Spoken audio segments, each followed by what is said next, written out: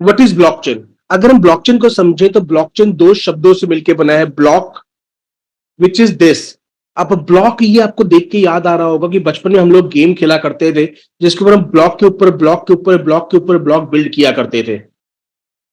तो ब्लॉकचेन क्या है कि यूनिट है जिसके ऊपर हम चीजें बिल्ड करते हैं, तो दैट इज कॉल्ड ब्लॉक। और दूसरी चीज जो ब्लॉक से आती है that is a unit of information. हमारी भाषा में ब्लॉकचेन का क्या अंतर है? एक छोटा सा यूनिट ऑफ इंफॉर्मेशन जिसका साइज अलग अलग हो सकता है, जिसके बारे में भी हम आगे समझने वाले हैं।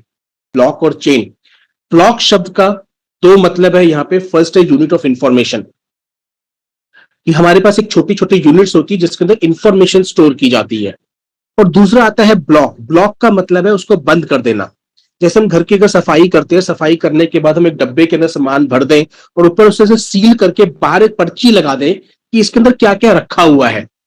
अब अगर किसी व्यक्ति को किसी सामान के बारे में जानकारी लेनी है तो उसको डब्बा खोलने की जरूरत नहीं है, वो डब्बे को बाहर पर्ची देख के उसको पता लग जाएगा कि हाँ इसके अंदर क्या क्या रखा हुआ है। ठीक वैसे ही ब्लॉकचेन के अंदर जो एक ब्लॉक बनता है उसके अंदर उस ब्लॉक के दौरान जो जो ट्रांजेक्शन हुई होती है वो उसकी कंप्लीशन के बाद बाहर एक लिस्ट लग जाती है कि इसके अंदर क्या क्या ट्रांजेक्शन है, क्या क्या हैशटैग्स है, क्या क्या हैश कोड्स है, जिसको कोई भी व्यक्ति रीड कर सकता है मगर उसको दोबारा ओपन नहीं किया जा सकता। तो ब्लॉकचेन के अंदर जो ब्लॉक शब्द है वो दो बहुत ही इंपॉर्टेंट मीनिंग्स को सिग्निफाई करता है। Block means unit of information and block मतलब दैट इज नॉट चेंजेबल। दूसरा आता है my dear friend chain. Now what is chain? Chain जैसा कि हम समझते हैं जो एक कड़ी होती है, तो एक ब्लॉक के बाद दूसरा ब्लॉक, दूसरे के बाद तीसरा ब्लॉक जुड़ता जाता है और वो कड़ी बनती जाती है। जैसे ट्रेन है, ट्रेन के अंदर एक डब्बे के पीछे दूसरा डब्बा तीसरा डब्बा जुड़ता जाता है, वो ट्रेन की कड़ी बनती जाती है। तो चेन का मतलब भी एग्जैक्टली सेम चीज है। तो कैसे ब्लॉकचेन काम करता है? पहला एक ब्लॉक ऑफ आता है जिसमें यूनिट ऑफ इंफॉर्मेशन है, this is block of information. उसके साथ दूसरा ब्लॉक जुड़ता है, उसके साथ तीसरा ब्लॉक जुड़ता है, उसके साथ चौथा ब्लॉक जुड़ता है, पांचवा जुड़ता है, और ऐसे करते करते ये बढ़ता चला जाता है। तो हर एक ब्लॉक जो है वो एक के साथ दूसरे के साथ जुड़ता जाता है और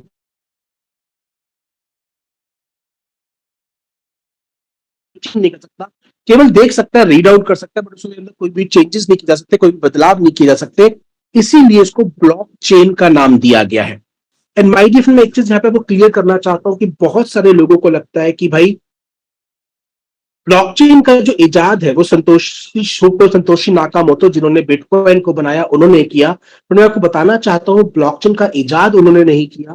बिटकॉइन केवल और केवल वो पहली सक्सेसफुल क्रिप्टो करेंसी बनी जिसने ब्लॉकचेन को वाइडली यूज किया। ब्लॉकचेन का जो निर्माण है, ब्लॉकचेन का जो एक अंडरस्टैंडिंग है वो 1991 के अंदर बन चुकी थी, क्लियर की जा चुकी थी। अगर पॉसिबल हुआ और इंटरनेट ने परमिशन दिया तो मैं आज आपको गूगल पे जाके वो चीज भी दिखाने का प्रयास करूंगा। This is record information of transaction. अब ये काम किस लिए आता है? Record information. जिस तरीके से एक बही खाता होता है, हमने बचपन में सुना होगा बही खाता। बही खाता क्या है? जो भी ट्रांजेक्शन होती है उसका रिकॉर्ड रखा जाता है। ठीक वैसे ही ब्लॉकचेन भी क्या है? ब्लॉकचेन एक बही खाता है। जैसे आपके अकाउंट की सारी ट्रांजेक्शन का रिकॉर्ड कहां किया जाता है? पासबुक में रखा जाता है। पुराने जमाने में हम फिल्मों में देखते थे मुनीम जो है बही खाते में रिकॉर्ड रखते थे। सेम वे ये टेक्नोलॉजी क्या है? इसके ऊपर होने वाली ट्रांजेक्शन्स का रिकॉर्ड इस पे रखा जाता है। तो ये मॉडर्न डे बही खाता है जो कि वेब 3 पे होने वाली ट्रांजेक्शन्स का रिकॉर्ड रख रहा है। कोई भी एप्लीकेशन, कोई भी यूजर जो इसका यूज कर रहा है वो उसके ऊपर सारी की सारी ट्रांजेक्शन्स का रिकॉर्ड रखने वाला है। तो बही खाता और can only be access by a central authority. अब डिफरेंस क्या आ गया? पहले जो बही खाता था वो केवल मुनीम या मालिक ही चेक कर सकता था। इवन अगर मैं आपकी बात करूं कि हमारी जो बैंक्स है, बैंक्स के अंदर का जो इंफॉर्मेशन है वो केवल उसका जो ऑथराइज पर्सनल है वो चेक कर सकते हैं, यानी ये सेंट्रल थे। ब्लॉकचेन से क्या अंतर हुआ? ये अक्रॉस द ग्लोब चेक किया जा सकता है, कोई भी व्यक्ति इसकी इंफॉर्मेशन को आके वेरीफाई कर सकता है, रीड आउट कर सकता है। तो ब्लॉकचेन क्या है? Can be accessed bye anyone around the globe. इसलिए सेंट्रलाइज से डिसेंट्रलाइज का जो ट्रांसफॉर्मेशन हुआ उसका जो बेसिस है तो ब्लॉकचेन बना। आगे चलते my dear friend. Now there three kinds of blockchain. Type 1 is permissionless, type 2 is permission and type 3 is hybrid. अब इसमें अंतर क्या है? फॉर एग्जाम्पल जो बिटकॉइन की ब्लॉकचेन है वो पब्लिक ब्लॉकचेन है, कोई भी व्यक्ति जाके उसके ऊपर कोई भी इंफॉर्मेशन को पढ़ सकता है, समझ सकता है। सेम वे इथेरियम की जो ब्लॉकचेन है वो परमिशनलेस ब्लॉकचेन है, वो भी पब्लिक ब्लॉकचेन है। हमारी जो ब्लॉकचेन है वो भी परमिशनलेस ब्लॉकचेन है, पब्लिक ब्लॉकचेन है। मगर there will be some blockchain जो कि प्राइवेट होंगी। जिस तरीके से मैं आपको बताऊं, आज हम इंटरनेट का इस्तेमाल हम सारे लोग कर रहे हैं, मगर इंटरनेट का जन्म हम लोगों के लिए नहीं किया गया था। इंटरनेट का जन्म हुआ था यूएस के अंदर। यूएस की जो सिक्योरिटी एजेंसीज है उनको आपस में अलाइन करने के लिए, ताकि उनके पास एक दूसरे का डेटा रियल टाइम पे बना रहे, रियल टाइम स्पीड पे बना रहे, उसके लिए इंटरनेट का इजाद किया गया था। बट उसका एप्लीकेशन धीरे धीरे धीरे धीरे बढ़ के सब जगह पे होना स्टार्ट हो गया। मगर जब इंटरनेट का इस्तेमाल केवल और केवल यूएस एजेंसीज के लिए किया जा रहा था, वो क्या था? वो प्राइवेट था। पर अब वो क्या हो चुका है? पब्लिक हो चुका है। अगर आप इस बात को समझें कि कई जगह जो कंपनीज होती है उनके अंदर एक शेयर्ड नेटवर्क होता है, यानी कि उनके जो इंटरनल नेटवर्क्स होते हैं वो सारे के सारे जो होते हैं आपस में कंप्यूटर्स कनेक्टेड होते हैं। एक कंप्यूटर में क्या काम हो रहा है वो दूसरे पे भी रिफ्लेक्ट होता है। क्यों? क्योंकि वो प्राइवेट होते हैं, मगर कोई बाहर वाला व्यक्ति आकर उसको चेक नहीं कर सकता। एक और एग्जांपल लेके चलते हैं। हमारे घर में जो वाईफाई लगा हुआ है वो प्राइवेट वाईफाई है। उसके पास, जिसका पास पासवर्ड है, केवल उसी को वो चेक कर सकता है। मगर एयरपोर्ट्स के ऊपर पब्लिक वाईफाई लगा हुआ है, कोई भी व्यक्ति जो एयरपोर्ट के ऊपर है उसको चेक कर सकता है, उसको यूज कर सकता है। Same way my dear friend, blockchain के अंदर भी जैसे जैसे टेक्नोलॉजी ग्रो होगी, जो बड़े बड़े कॉर्पोरेट्स हैं वो भी अपने अपने सिस्टम्स को सेफ बनाने के लिए, सिक्योर बनाने के लिए ब्लॉकचेन का इस्तेमाल करेंगे। मगर वो ब्लॉकचेन केवल उन्हीं के द्वारा एक्सेसिबल होगा। तो वो क्या होगा? वो प्राइवेट होगा। अब कंसोर्टोरियम क्या होता है माय डियर फ्रेंड? कंसोर्टोरियम होता है जो एक ग्रुप बनाता है। अगर मैं आपको बताऊं कि इंडिया के जितने भी बैंक्स हैं वो मिलकर एक कंपनी बना रहे हैं, इंडियन बैंकिंग करके, कुछ मैं आपको नाम मेरे दिमाग से निकल रहा है, तो वहां पे क्या होगा? वो एक ग्रुप ऑफ बैंक्स होंगे जिनका सबका डेटा एक सिंगल ब्लॉकचेन के ऊपर होगा। यानी कि एक से ज्यादा बैंक्स एक पर्टिकुलर ब्लॉकचेन के ऊपर काम कर रहे होंगे, यानी कि एक ग्रुप जो है वो उसको कंट्रोल कर रहा होगा। तो उसको बोला जाता है कंसोर्टोरियम ब्लॉकचेन। यानी कि पब्लिक क्या है? जिसमें कोई सेंट्रल अथॉरिटी नहीं है, जो कि डिसेंट्रलाइज्ड है। प्राइवेट क्या है? जिसमें आज भी एक कंट्रोल अथॉरिटी है। तो ब्लॉकचेन आने से मतलब ये नहीं है कि दुनिया में जो भी सारी ब्लॉकचेन होगी वो सारी की सारी पब्लिक है। पब्लिक ब्लॉकचेन इज कि जब आप जाके ट्रांजेक्शन को चेक कर पा रहे, वेरीफाई कर पा रहे। जैसे कि अगर आप एम कॉइन की ब्लॉकचेन पे जाते हैं तो आप किसी भी ब्लॉक की इंफॉर्मेशन को चेक कर सकते हैं। आप बिटकॉइन की ब्लॉकचेन पे जाते हैं तो आप किसी भी ब्लॉक की इंफॉर्मेशन को चेक कर सकते हैं कि किस एड्रेस से किस एड्रेस पे ट्रांसफर हुआ। बट जब बैंक्स की ब्लॉकचेन आएगी तब आप ये चीज चेक नहीं कर पाएंगे कि अच्छा किसने किसके अकाउंट में ट्रांसफर किया। क्यों? क्योंकि प्राइवेट ब्लॉकचेन होंगी, वो बैंकिंग सिस्टम के लिए है, वो आपके लिए नहीं है। तो ब्लॉकचेन का इस्तेमाल भी बहुत वाइडली किया जाएगा, और ब्लॉकचेन भी प्राइवेट, पब्लिक, कंसोर्टोरियम और हाइब्रिड होंगी। फॉर एग्जाम्पल हाइब्रिड क्या है?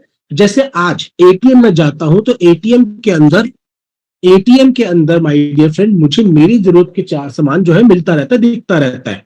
मुझे मेरी इंफॉर्मेशन मिलती रहती है। दूसरे वाला व्यक्ति जाता है तो उसको उसकी इंफॉर्मेशन मिल जाती है। बट बहुत सारी इंफॉर्मेशन है जो मुझे नहीं मिलती। सेम वे हाइब्रिड में क्या होगा? ऐसी ब्लॉकचेन जिसमें कुछ परमिशंस यूजर को दी जाएंगी और बहुत सारी परमिशंस जो है वो जो अथॉरिटी है जिसने उसको डेवलप किया है वो उसके पास रहने वाली है। यानी कि आपके पास भी परमिशन है और आपके पास, उनके पास कंट्रोल भी है। जिस तरीके से वेब 2 में चीजें चल रही है वैसे ही वेब 3 में होंगी, मगर बेसिस जो होगा वो ब्लॉकचेन होगा, जिसकी वजह से वो ज्यादा सेफ, ज्यादा सिक्योर, ज्यादा ट्रांसपेरेंट और ज्यादा स्पीड वाली हो जाएगी। We need to understand that blockchain is not always decentralized. Yes, cryptocurrencies are decentralized, but जो आपकी इंडिविजुअल ऑर्गेनाइजेशंस बनाएंगी, ग्रुप ऑफ ऑर्गेनाइजेशंस बनाएंगी, वो सारी की सारी माय डियर फ्रेंड जो होंगी वो प्राइवेट या कंसोर्टोरियम या फिर हाइब्रिड के अंदर आने वाली है। आगे चलते हैं my dear friend, who are miners. अब माइनर्स कौन है? जब बिटकॉइन आया तो बिटकॉइन के ऊपर सबसे बड़ा सवाल ये था कि जब एक व्यक्ति ट्रांजेक्शन करेगा, दूसरे व्यक्ति को भेजेगा, तो इसको चेक और वेरीफाई कौन करेगा कि हाँ भेजने वाले के अकाउंट में बिटकॉइन है और रिसीव करने वाले का एड्रेस वगैरह पे जाया जा सकता है, भेजा जा सकता है। कि बैंकिंग सिस्टम में तो ये काम एक अकाउंटेंट करता है, एक सिस्टम करता है जिसको सैलरी मिल रही है। यहां पर क्योंकि सैलरी का सिस्टम नहीं है, डिसेंट्रलाइज्ड है, तो कौन करेगा? तो एक कॉन्सेप्ट आया माइनर्स का, यानी कि जो व्यक्ति इस ट्रांजेक्शन को अप्रूव करेगा उसको माइनर बोला गया, और उसको उसके वर्क के प्रूफ के लिए इसलिए बोला गया था। बिटकॉइन POW पे बना हुआ है, which is proof of work. उसने जो काम किया उस काम के प्रूफ के बदले उसको कुछ क्वाइन एज अ गिफ्ट मिलेंगे, जिसको माइनिंग प्रोसेस बोला गया। तो माइनर्स क्या है? Someone who checks, verifies and approves the transaction on the blockchain, जो कि एक ब्लॉकचेन के ऊपर ट्रांजैक्शन को चेक करता है, वेरीफाई करता है और अप्रूव करता है। माय डियर फ्रेंड, वो व्यक्ति जो है एक माइनर कहलाता है। आई होप मैं अपनी की बात क्लियर कर पा रहा हूं कि माइनर कौन है? कोई भी वो व्यक्ति जो ट्रांजेक्शन को चेक कर रहा है, वेरीफाई कर रहा है और अप्रूव कर रहा है, तो जो है ब्लॉकचेन के ऊपर वो उसको वेरीफाई कर रहा है, माइनर। What is mining? ये एक व्यक्ति है, उसने एक ट्रांजेक्शन करी, वो ट्रांजेक्शन्स का मैसेज अलग अलग लोगों के पास गया, उनमें से एक ने उसको चेक किया, वेरीफाई किया और उसको आगे भेज दिया। तो ये क्या है? ये प्रोसेस है mining. Mining is reward offer to a miner for his work, paid in the form of a new coin. अब यहां पर आपको समझने की जरूरत है कि तीन तरह के कंसेसेस काम करते हैं। कंसेसेस मतलब काम करने का तरीका, जिसमें आता है POW, POS and POA, proof of work, proof of stake and proof of authority. Proof of work क्या है? कि जो व्यक्ति काम करेगा उसको अपने काम का प्रूफ देना पड़ेगा और उसके बदले उसको माइनिंग का वो मिलने वाला है। अब उसमें होता कैसे है? पहले क्या होता था? प्रूफ ऑफ वर्क के अंदर एक डिफिकल्टी लेवल होता है। अगर आप देखेंगे ब्लॉकचेन पे जाके आप जब ब्लॉक्स को चेक करेंगे तो उसमें आपको एक डिफिकल्टी लेवल दिखेगा। What is a difficulty level? जब बिटकॉइन शुरू हुआ था तब माइनर्स बहुत कम थे, तो बहुत आसान तरह का सवाल पूछा जाता था कि अच्छा बताओ 5 × 5 कितना होता है। अब जैसे यहाँ पे शिव शंकर वर्मा जी ने हैंड रेस किया है, तो माइनर्स भी हैंड रेस किया करते थे 5 × 5। जिसने पहले हैंड रेस कर दिया उसको उसका आंसर देने का मौका मिलता था, और अगर वो सही जवाब देता था तो उसको उस ट्रांजेक्शन को अप्रूव करने का परमिशन मिल जाती थी। वो परमिशन मिलने की वजह से वो उसको आगे जाके चेक करके क्लियर करता था और उसको उसके बदले में रिवॉर्ड मिल जाता था। बट जैसे जैसे ब्लॉकचेन डेवलप होती गई, बिटकॉइन बढ़ता गया, नंबर ऑफ माइनर्स बढ़ते चले गए। अब 5 × 5 का सवाल नहीं पूछा जा सकता, क्योंकि 500 माइनर अगर अवेलेबल है तो किसने पहले हैंड रेस किया ये पता लगाना बहुत मुश्किल होता गया। इसीलिए क्वेश्चन का डिफिकल्टी लेवल बढ़ाते चले गए। जैसे जैसे क्वेश्चन का डिफिकल्टी लेवल बढ़ाते चले गए वैसे वैसे जवाब देना मुश्किल होता चला गया, और इसीलिए माइनर्स को बड़े बड़े सिस्टम्स लगाने पड़े। आपने देखा होगा, मैंने एक बार ट्रेनिंग में कंडक्ट भी किया था, दिखाया भी था कि किस तरह से बड़ी बड़ी माइनिंग मशीन्स लगी हुई। इसीलिए प्रूफ ऑफ वर्क क्रिटिसिज्म में भी आया था, क्योंकि बड़ी बड़ी जो माइनिंग मशीन्स थी वो बहुत ज्यादा बिजली खपत करती है, बहुत ज्यादा उसमें एनर्जी लगती है, तो उसको बोला गया ये इन्वायरमेंट फ्रेंडली नहीं है। My dear friend, environment friendly नहीं है, तो उस वजह से चीजों को प्रूफ ऑफ वर्क के अंदर वो चीज करवाई गई। उसके बाद अगली चीज आई proof of stake. Proof of stake क्या है my dear friend? Proof of stake क्या है? अब प्रूफ ऑफ वर्क की प्रॉब्लम से बचने के लिए प्रूफ ऑफ स्टेक लाया गया और इथेरियम ने प्रूफ ऑफ स्टेक का इस्तेमाल किया। प्रूफ ऑफ स्टेक क्या था? कि जो भी व्यक्ति माइनर बनना चाहता है उसको बोला गया कि आप अपना कुछ क्वाइन गिरवी रखो। अगर आप इथेरियम के माइनर बनना चाहते हैं तो आपको इथेरियम भी गिरवी रखना पड़ेगा। जो जितना ज्यादा बड़ा स्टेक चीज गिरवी रखेगा उसको उतना पहला मौका मिलेगा ट्रांजेक्शन को अप्रूव करने के लिए। फॉर एग्जाम्पल, मैंने 10,000 इथेरियम स्टेक पर रखे हुए हैं और दूसरे के हैं 9,999 क्वाइन या 9,900 कॉइन है, तो जब से पहले जब ट्रांजेक्शन आएगी तो सबसे पहले मेरे पास रिफ्लेक्ट होगी, मेरे पास मौका होगा उसको अप्रूव करने का।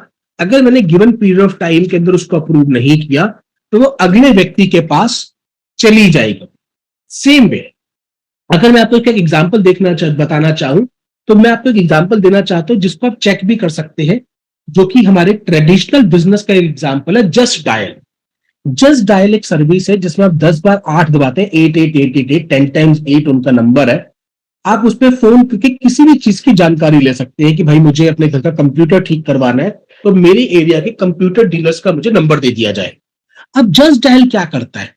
जस्ट डायल आपके मोबाइल पे एक व्हाट्सएप मैसेज भेजता है या नॉर्मल एसएमएस मैसेज भेजता है जिसके अंदर 5 कंप्यूटर सर्विस प्रोवाइडर्स के नंबर होंगे। जो सबसे ऊपर नंबर आता है वो व्यक्ति होता है जिसने सबसे ज्यादा पैसा स्टेक पे लगाया होता है, यानी कि जिसने एक लीड प्रोवाइड करने का सबसे ज्यादा पैसा पे किया हुआ है जस्ट डायल को, उसका नंबर वो आपके मोबाइल में सबसे ऊपर आएगा। दूसरे नंबर पे उसका मैसेज आएगा जिस नंबर पे जो सेकंड हाईएस्ट है। ऐसे करते हुए 5 का वो भेजते हैं। साथ ही साथ आपका नंबर उस व्यक्ति को सबसे पहले भेजा जाएगा जिसका स्टेक सबसे ज्यादा है। उसके 1 मिनट बाद दूसरे व्यक्ति को आपका नंबर जाएगा, उसके 1 मिनट बाद तीसरे व्यक्ति को आपका नंबर जाएगा। ऐसे करते करते 5 मिनट के अंदर आपका नंबर 5 लोगों तक भेज दिया जाएगा कि भाई इस व्यक्ति ने इंक्वायरी करी है। क्योंकि व्यक्ति ने स्टेक ज्यादा लगा रखा है तो उसके पास 1 मिनट का टाइम है सबसे पहले आपके साथ बात करके लीड को क्लोज करने का, क्योंकि उसका स्टेक ज्यादा है।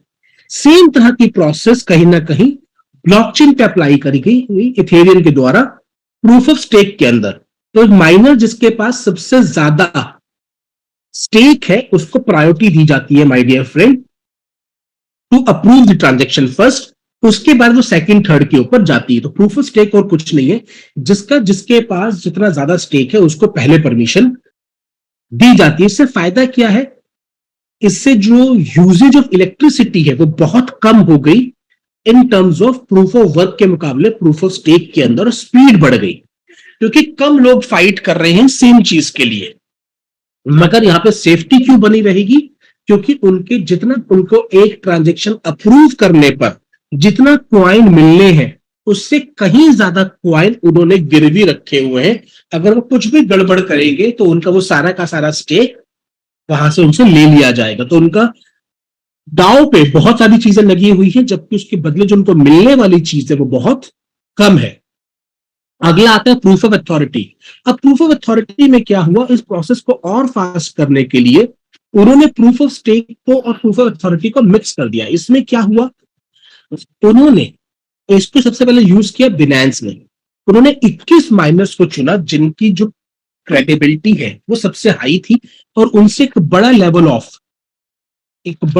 ऑफ अप्रूवल के लिए, एक बड़े लेवल ऑफ स्टेक को रखने के लिए बोला। उन 21 माइनर्स का उन्होंने प्रूफ रीड करा, सब कुछ चेक करा, और उसके बाद उन लोगों को परमिशन दी गई कि इस जगह पे जो भी ट्रांजेक्शन होंगी वो आप अप्रूव करेंगे। इसको सबसे पहले माय डियर फ्रेंड बिनेंस ने यूज किया था। बिनेंस ने इस शाम को लेकर आया था। तो miners with a pre approve authority can approve transactions. मैं को बताना चाहता हूं कि बिनेंस के भी 21 माइनर्स हैं और हमारी ब्लॉकचेन भी 21 माइनर्स को ही यूज करती है। Both meter and Binance has 21 miners on their blockchain and both are using proof of authority as a consensus system. तो ये बेसिकली क्या है? 3 तरह की प्रोसेसेस है जिनके जरिए कोई भी ट्रांजेक्शन को अप्रूव किया जाता है, और इन प्रोसेसेस को इसलिए लाया जा रहा है ताकि स्पीड ऑफ ट्रांजेक्शन जो है बढ़ाई जा सके। One major difference between bitcoin and any other crypto currency की जो ब्लॉकचेन है वो ये कि बिटकॉइन के ऊपर स्मार्ट कॉन्ट्रैक्ट्स डिप्लॉय नहीं किए जा सकते, क्योंकि बिटकॉइन कभी भी ब्लॉकचेन के वाइडर यूज को दिमाग में रखकर नहीं बनाया गया था। तो केवल और केवल फाइनेंशियल ट्रांजैक्शन को इस्तेमाल करने के पॉइंट ऑफ व्यू से बनाया गया था। उसका कोई मकसद नहीं था उसके ऊपर हॉस्पिटल का डाटा रखा जाए, उसके ऊपर कोई मतलब नहीं था उसके ऊपर बैंकिंग सिस्टम का डेटा रखा जाए, इसलिए उसके ऊपर स्मार्ट कॉन्ट्रैक्ट की फंक्शनैलिटी भी नहीं थी। मगर जब लोगों को ब्लॉकचेन की पावर समझ में आई, टेक्नोलॉजी की पावर समझ में आई, तो इथेरियम लाया गया और इथेरियम के ऊपर स्मार्ट कॉन्ट्रैक्ट की फंक्शनैलिटी थी और उसी के बाद उस पर टोकन बनाए जा सकते हैं। यानी कि आसान भाषा में अगर आपको समझना है तो बिटकॉइन के ऊपर कोई भी टोकन डिप्लॉय नहीं किया जा सकता, बिटकॉइन की ब्लॉकचेन के ऊपर कोई भी टोकन डिप्लॉय नहीं किया जा सकता, जबकि बाकी ब्लॉकचेन के ऊपर टोकन डिप्लॉय किया जा सकता है। Bitcoin was just meant for the financial transactions. अब टीपीएस क्या है, इसकी इंपॉर्टेंस क्या है? टीपीएस है number of transaction that can be carried in a second. जैसे अब यहाँ पे देख पा रहे होंगे कैशियर की मैंने फोटोग्राफ लगाई है कि वो कितने समय में क्लाइंट को डील करके आगे भेज सकता है। तो जितनी बढ़िया टीपीएस होगी, जितनी बढ़िया ट्रांजेक्शन पर सेकंड होगी, उतना कम टाइम वहां पे किसी भी चीज को लगने वाला है। उदाहरण के तौर पे आप हाईवे पे जाते हैं तो हाईवे के ऊपर आजकल फास्ट टैग लगाया गया है ताकि कैश का चेन से बचने की बजाय वो डायरेक्टली आपके उसको स्कैन करे और अपने आप ही पेमेंट होके बैरियर उठ जाए। मगर वहां पे भी क्या होता है, कई लोगों का फास्ट टैग जो होता है ब्लैक लिस्टेड होता है, या वो अपना कैश को यूज करते हैं, तो उसकी वजह से डिले होता है। तो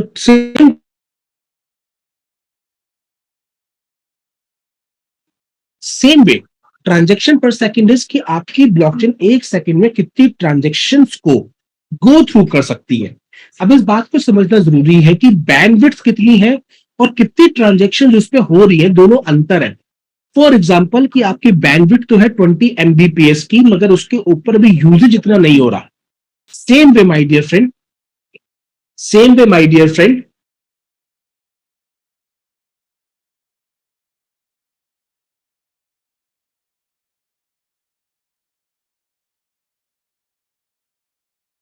है वो एक सेपरेट इशू होता है और उसके ऊपर कितनी ट्रांजेक्शन उस समय पे हो रही है वो एक सेपरेट है।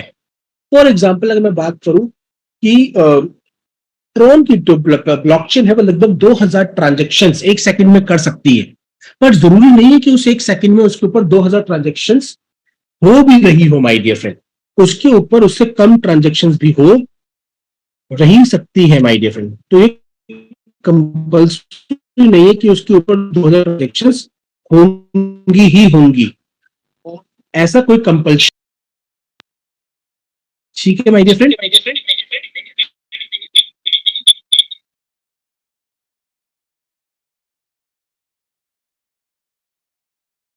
आगे चलते हैं।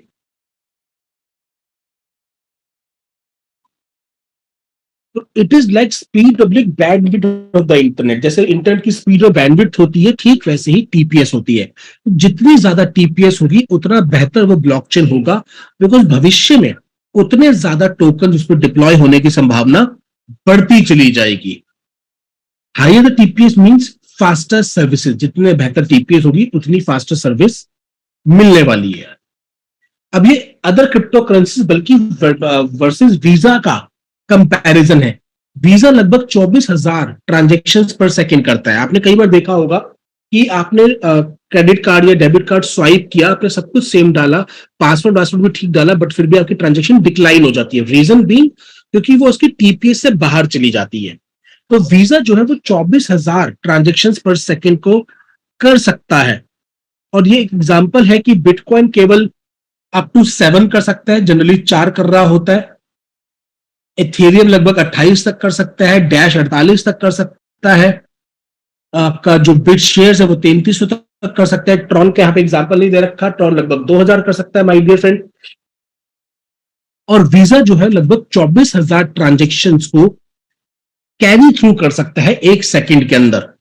बट वही अगर यही कंपैरिजन अपनी ब्लॉकचेन के साथ करें तो हम लगभग 5.5 लाख ट्रांजेक्शन एक सेकंड में गो थ्रू कर सकते हैं, जबकि वहीं पे वीजा केवल और केवल 24,000 ट्रांजेक्शन को ही गो थ्रू कर पाता है। यानी कि बहुत बड़ा डिफरेंस हम लोगों ने क्रिएट कर दिया है इस इंडस्ट्री के अंदर, जिसकी वजह से आने वाले टाइम के ऊपर हम एक बहुत ही बेहतरीन इकोसिस्टम को खड़ा कर पाएंगे और बहुत सारी अदर ऑर्गेनाइजेशंस अपने अपने टोकन को हमारे उसके ऊपर डिप्लॉय करेंगे, जिसकी वजह से हमारी यूजेबिलिटी भी और हमारे कॉइन की डिमांड भी दोनों ही बेहतरीन तरीके से बढ़ जाएंगे माय डियर फ्रेंड। तो माय डियर फ्रेंड आज की बातचीत यहीं पर है। मैंने आज की ट्रेनिंग को थोड़ा शॉर्ट रखा, थोड़ा